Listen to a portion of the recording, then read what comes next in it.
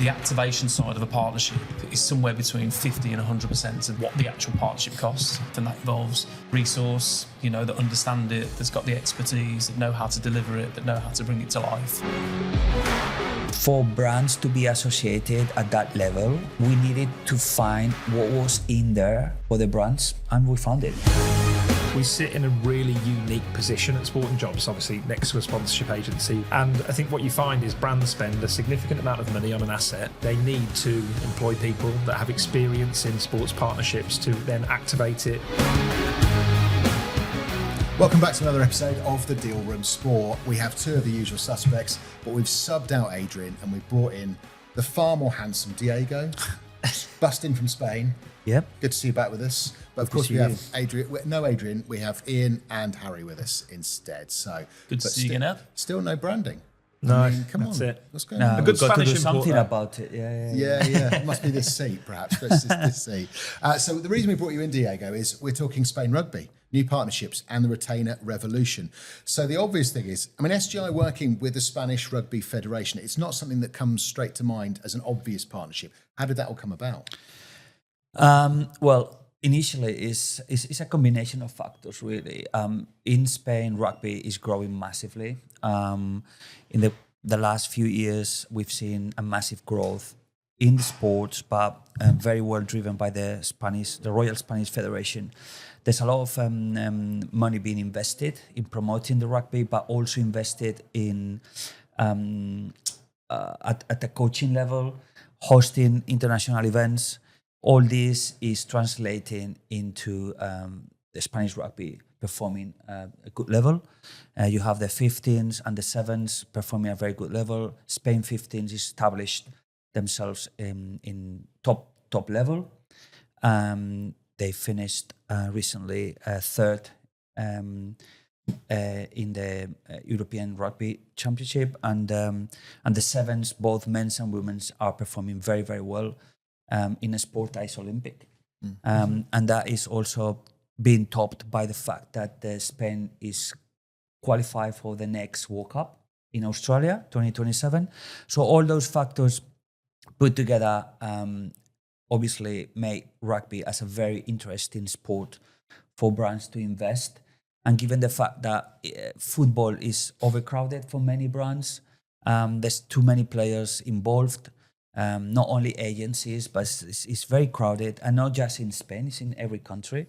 And also many brands prefer to be associated with sports that represent different values. Okay. And rugby is one of them.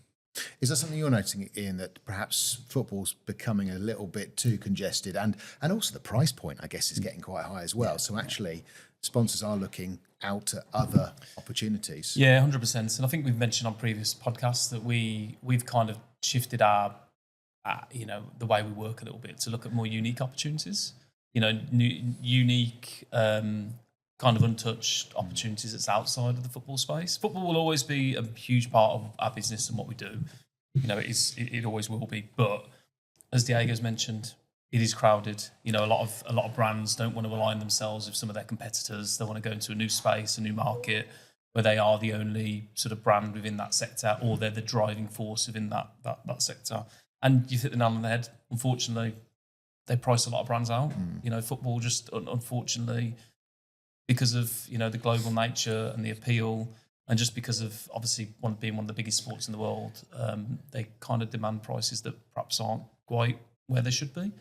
So brands don't get involved as much. You know how rugby in the UK is kind of like seen as a bit of an affluent sport, and the sort of sponsors that come alongside it are kind of high end luxury. Is that the same in Spain? Is it kind of considered to be high end and? I reckon it's still it's an emerging, not emerging, but it's growing, and their audience is being educated into the sport. Obviously, the people have traditionally followed rugby have been there and will always be there. But there's a new generation of followers, fans that are being driven into following rugby in Spain. And I'm 100% sure that Spain being in the World Cup and also the success of both the 15th and the 7th are having, the fact that the national team games are being broadcasted now in different platforms in Spain, it's going to have an impact in the audiences. Social media numbers are growing, and more brands want to be associated with the sports, where a few years ago it was just very local brands. Yeah. Now, I'm sure we're going to touch on that later. You are going to start seeing international brands that want to be associated with Spain rugby because they want to enter Spain, which is a good sign. Oh, so actually, it's an interesting way to get into the Spanish market. Okay, that's a good, because I always think it's fascinating with the world of rugby in that actually there's only very few countries that are competing at the top level, really, when you think about it. You've got your 6 nations European countries, and probably the big 3 in the Southern Hemisphere is South Africa, Australia, and what's the third? New Zealand. There you go. That was the one. Yeah. But so actually to break into that is quite hard. Really. Well, we are seeing this, and the sponsors or the brands we are working with the federation to bring into the ecosystem proves that. If you look at Spain rugby 5 years ago, I would say all of the sponsors they had were local, Spanish. Now we see more brands want to look at ways of entering the Spanish market, and they look around and they say, oh, football, but football is very crowded. And the entry point fee is very high. I'm not getting I'm not getting in return what I'm looking for. I'm going to look at other ways of getting into Spanish market. And maybe they didn't think about rugby, but now rugby is an opportunity because of what we've mentioned before. Rugby in Spain is growing. So let's talk about SGI's point of view from this. How do you approach Spanish rugby as a rights holder? How do you introduce people, or actually are they already looking? Well, we knew that the federation they've been doing a great job in getting bigger budgets, in managing those budgets in a very efficient manner. Rugby in Spain was a cost center before. Now they generate revenue. They've more than doubled their budgets, and these budgets have been invested in the points where they need to be invested so they can deliver. So the way we approached it is, obviously we knew there were a number of sponsors that were coming to an end, and we talked to them. We saw they had opportunities, but for brands to be associated at that level where the rugby is not up there yet, we needed to find what was in there for the brands, not just brand awareness, because obviously the numbers are not there yet, but we had to find what was in there for the brands, and we found it. Every brand is looking for different things. Some brands might be looking for brand awareness, other ones might be looking for product integration. Some others will just be looking for business. It's just a matter of finding what is it they're looking for, and if the federation can deliver. And in this opportunity, as we can talk later, it's been perfect match. I think just to add to that as well, and I think just SGI and our mantra and what we stand for, we don't work on every opportunity. So if an opportunity is presented to us as a group, we will all look at it, in detail, do our due diligence, talk as a team, what are the benefits, and fundamentally it all comes down to, do we believe that we've got the best chance of landing partnerships for this particular opportunity? And when Diego bought the Spanish Rugby Federation, it was kind of like, okay, well, this is exciting. It's rugby in Spain. Yeah. Rugby, Spain, okay. It's an international property. International properties don't come up very often, especially when some of their key assets are obviously there. The team that, Diego's obviously got a relationship on the actual rights holder side itself. They're very proactive. They're very forthcoming. They're very good to work with. All of these things are big ticks for us, because they're all going to be this sort of driving force, and deliver those fine margins as to whether we believe we're going to deliver or not. And believe it or not, we will say no to a lot of people. If we don't believe we've got the best chance of delivering, then we will say no, unfortunately. And I think testament to Diego primarily, because brought the opportunity. We all agreed it was a great opportunity to work, and we fundamentally delivered. And that's the same across the board when it comes to certainly sort of contingent opportunities that we work. Is there opportunities as part of this for sporting jobs? I mean, is this a market that you can start looking at placing people in as well? I think I draw a lot of parallels between the size of a federation like that and the things that Ian's just mentioned there is that when you work with a smaller company in whatever, or a slightly smaller company as opposed to a huge Premier League European football club, you get a better relationship, don't you? You have, there's more of a partnership. You know, you're both working together to achieve something, and I think those are the sort of parallels that we draw there. And we love to work with federations, and we work with a lot of Olympic sports, not only in the UK but globally. And we've done a really big multi-sport project in the Middle East, for example. So it's something that we like doing and consider doing too. Should we talk about some of the brand deals that have kind of been happening? I mean, an interesting one to start with, the beer, which, you know, for me, beer and rugby, I've played a lot of rugby. I always have a beer afterwards. You know, it's the obvious Can thing. you believe Diego's come over and he hasn't even brought any samples? Unbelievable. What's going on there? What has happened? I know, I got to do something about it. So tell us about this beer pouring deal. How's this worked as a partnership? This is a very interesting one because the beer Ambar, and I'm doing a bit of a promo here, is... we should be drinking this now. I mean, I know. It's a well-known beer in northeast of Spain, and they've been linked, or they are working with clubs in La Liga. Zaragoza, Huesca, and now recently Villarreal. They are very ambitious, even though they call themselves small beer, but they call themselves the best beer in the world. Okay. Because they are very ambitious. But the beauty of this is they wanted to make a bold statement by reaching Madrid, the capital. And this was the perfect opportunity. They are very focused in growing, and they want to grow in specific projects. Spain, and I believe it's the same in every country, beer brands are very regional. So depending on where you go in Spain, you will be served Estrella or San Miguel or Ambar or many others. But Ambar wants to grow, and they want to grow in projects that are growing like them. So for Ambar, it's not so much about brand awareness, it's about having their beer where it matters. And as you said, rugby without beer doesn't make any sense. And Ambar knows that. And the federation needed a brand. And they didn't want any brand. They didn't want San Miguel's, with all due respect, but they wanted something different, something that was ambitious like them. And as we mentioned before, the federation is investing in growing the rugby, and Ambar wants to grow. So this was a perfect match. When it comes to the details of the deal, obviously, Ambar will have an element of brand awareness on the games, on the LED minutes and all these kind of things, social media, digital, but also it's going to be the brand that's going to be sold in the stadium and outside the stadium on the fan zones and all that. So that is key for them. Yeah, makes a lot of sense. And so moving from that, beer, rugby, very obvious. Ebury, not necessarily quite so obvious.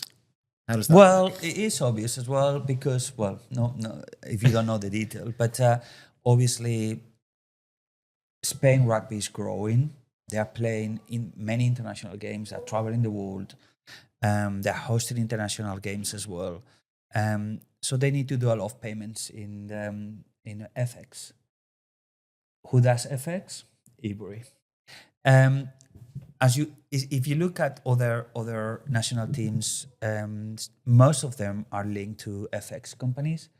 FX is a sector that is growing when it comes to being associated with sport properties, because all the foreign exchange business is done through them in those properties. So the more international the property is in terms of playing international games or having international players, where that involves paying in different currencies, all these kind of things, there's more of a chance for an FX company to be interested. So when it comes to this opportunity, obviously Spain is doing a high level of payments in FX, and Ivory is interested in the business, and also in awareness, because Ivory is going to feature in the kit. So it's again and needed. The brand was looking for a solution. The Spanish national team can offer that solution, answer to that problem. So it's a perfect match. Is that how it worked then? And was it Ebury were coming to you, look, we need a solution to get out there, or how did you? Well, so the federation had a bank. They've been working for a number of years, but they wanted a better solution for foreign exchange. Ivory, we spoke to a number of opportunities or options, but Ivory showed the most interest.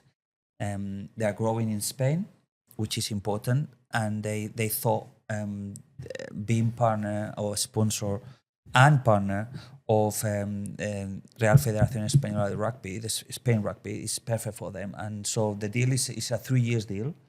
So that, which is important because they show interest, real interest, and it was pretty easy to find an agreement. I think just adding to that, I mean, Ebury are one of the biggest FX companies in the world. They do sports, they do stuff in the UK, partnerships, don't they? all over the place, Premier League clubs, etc. So for Diego to bring them to the table is excellent. But I think when we're working with any rights holder, if there is a service element, if there is an opportunity where a brand can actually integrate, we call it a strategic partnership. That's how I call it. So basically, fundamentally, yes, there is a sponsorship element, a partnership where they can get brand exposure, content with players, access to database, fan engagement, etc., etc. But actually, the real storyteller is if you've got a product that can actually benefit and support the rights holder itself, because then you're adding an extra layer of credibility. So when you're promoting your business to the outside world, you can actually, Ebury in this example, can actually say, yes, we're a partner, but we're also doing their FX transactions globally. That adds huge credibility. And it's, you could cut across FX, if there's a digital screens that a club is looking for from a rights holder perspective. There's lots of different products and services that a rights holder needs. And a lot of brands want to use that to leverage and to tell the wider world. Again, going back to what we were saying before, had we approached Ivory with, this is the asset we got, you want it, this is a sleeve, it's 400,000 or whatever the figure is, they would have said no. But we went to the brand and said, look, we got this opportunity. Is there an interest for you to get involved in this project? Yes, I want to take over the business. Let's find if there's a way for you to take over the business. And there was. So each brand has different needs. If we can find a solution for those needs is when the partnership happens.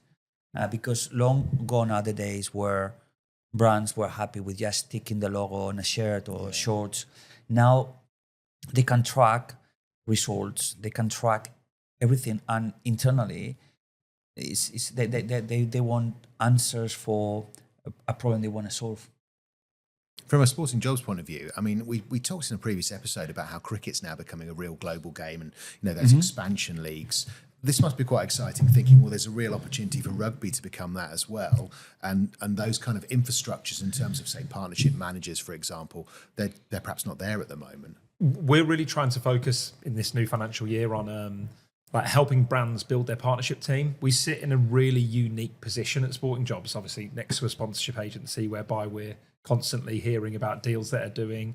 And I think what you find is brands spend a significant amount of money on an asset, and then actually they need to employ people that have experience in sports partnerships to then activate it, manage and monitor that partnership. So there's not a better company in the world for that sort of recruitment, because we sit amongst those two properties. So we're really kind of putting that as an area of focus for us in the next year. And funny enough, it's happened a few times already that we post an opportunity or we start discussing something that's SGI related, sponsorship, and we get approached by people that say, "Oh, I'm interested in 100%." Yeah, and again, a lot of people that are now operating as a partnerships manager at a football club or cricket club, rugby club, came from a brand environment, so they might have actually worked on that side. You know, I'm thinking of lots of people that have done that before. So, you know, you're spending 40 million quid on a Premier League front shirt. You want to spend, you know, some investment of 3 members of a team that are actually then going to activate that. And, you know, if you imagine on a match day, you know, go and see all the box holders and talk to, you know, there's customers everywhere. So kind of doing that in the right manner is really important. It touches on actually a little bit what Diego said earlier. You know, brands don't just want to put their logo out there and be done with it. You know, it's really important now that the whole partnership is activated. And the only way you do that is if you've got resource, fundamentally. They say now that actually, do you know what? The activation side of a partnership is somewhere between 50 and 100% of what the actual partnership costs. Right. So if it costs 10 million quid, you're talking, again, between 5 and 10 million quid just to actually activate that partnership, to bring it to life. And that involves resource to, you know, that understand it, that's got the expertise, that know how to deliver it, that know how to bring it to life. Because if you don't, then you're not going to get the results that you want. Interesting. So let's move on to the consumer electronics giant, which is all very hush-hush at the moment, isn't it? I know it's secretive, but how's that going to fit for them? I mean, as you say, it's much more than just stepping something on a shirt. On this particular one, it might be. No. It's, so, again, this is pretty good because it's 3 brands that wanted to take 3 different approaches. We saw the beer that wanted to sell beer primarily and use the opportunity to reach Madrid and being associated with the national team. We saw Ivory that obviously part of the deal is taking over the business, the FX, because that's what they want to grow. And this, the third one, which has not been announced yet, is primarily brand awareness. Okay. And the fact that is a well-known, if it's not number 1, I would say it's number 1, number 2, top 3 for sure. You're giving it away in the sector. Just I think it adds value to both for them because they're going to be front of shirt of the national team, and they want to enter Spain, which they're already in Spain. That they want to establish the brand in Spain. What a better way than doing that through the national team? It's a brand that they don't have an interest in football, which is something we discussed earlier. They like the value that rugby brings to the brand, which is they're completely different to football. Let's not go into that, but we all know what we're talking about here. And this is what they want. And for Spain rugby, having a global brand on the front of shirt gives credibility to the project as well, as opposed to having a very local brand. So I think it's going to be a very interesting one. So moving along now to the retainer model for SGI, which is something we talked about in the 10th anniversary episode, which I know has kind of relatively recently become quite a big part of what SGI have been doing. Can you sort of talk us through that, Ian, a little bit? Yeah, 100%. Yeah, you're right. It has become a big part of it because we're successful in it. And, you know, the thing is we know that we've got a lot of expertise within the business, people that worked on rights holder side of the fence. But there are also a lot of rights holders that don't, at the moment, quite necessarily have the internal resource that they need to really kind of deliver on their partnership program. So we're kind of like a plug into that. You know, we're an extension to their sales team to really go out there and go to the masses, support them, work alongside them to try and bring to life some partnerships fundamentally. Is that something that you're doing in Sporting Jobs as well, in the retainer model? Is that kind of a similar thing? No, but I think what I'd echo on that is we were at a game last night and we're meeting commercial teams of smaller clubs down the pyramid, and the lack of resource they have is really difficult, 100%. I suppose. And I think sometimes it's not the right time to hire. You know, just in that scenario, bringing a commercial manager in or an executive to kind of support that is kind of papering over cracks, really. I think what they need to do is use SGI to support their commercial model and build an infrastructure and build a sort of partnership portfolio so that then that person can then be hired sort of further down the line, but with some confidence and some support around them, if that makes sense. So I see it as a really good thing to kind of have alongside the recruitment 100%. business, you know, because I think there's going to be a lot of periods where a club will reach the end of a retained model with SGI, I assume, and then go, right, now we're ready to hire a commercial director or a head of commercial or bolster that team. And also, you can only have, your team can only be so big. Do you know what I mean? And sometimes it might just be actually, do you know what, we need support with one particular asset. Do you know what, there might be one asset, we need it delivered within a shorter period of time. So we don't necessarily need to hire someone. So let's bring in an expert team that we can just literally latch on as an extension to our sales team and help and deliver. Sometimes, we get frustrated with the fact that, actually we brought in probably a little bit too last minute, and actually really and truly, if the club's looking for a front shirt, you should be looking 12, 18 months out so you can really properly prepare and properly plan.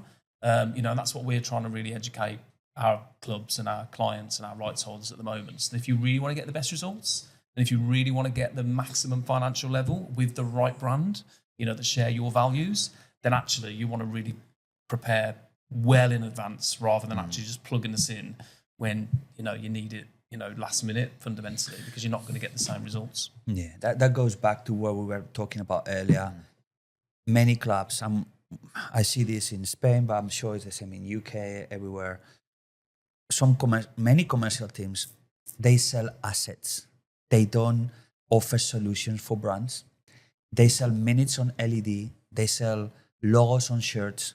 They sell VIP boxes in the stadium, as opposed to offering solutions to brands, understanding the brand, what is it the brand is looking for. And for that, we can offer that. We can offer that support because we understand what brands are looking for. And it's as Ian was saying, there's an element of educating the clubs into this is not just you selling assets, it's you engaging with the right brand to offer the brand the right solution for what they need. Interesting. I mean, I guess that's quite, especially for an emerging market like Spain Rugby. Actually, you don't want to suddenly hire loads of people, do you, when you've got the World Cup coming up, and then suddenly you're like, hang on, we've blown the budget here, and we're tied into all these people. That's kind of ruined it a little bit for us. So agreed. It works very well, I guess. Okay. And I think the retain, just going back, the retain model works exactly the same as a contingent model. We don't work with everyone. If we think that actually, do you know what, this isn't the right opportunity for us, we'll be, really appreciate the opportunity, but, it's not going to work for us.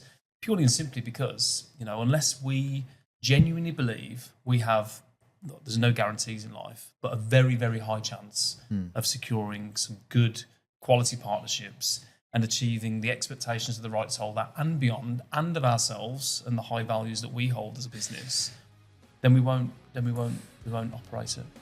So that's really important for us.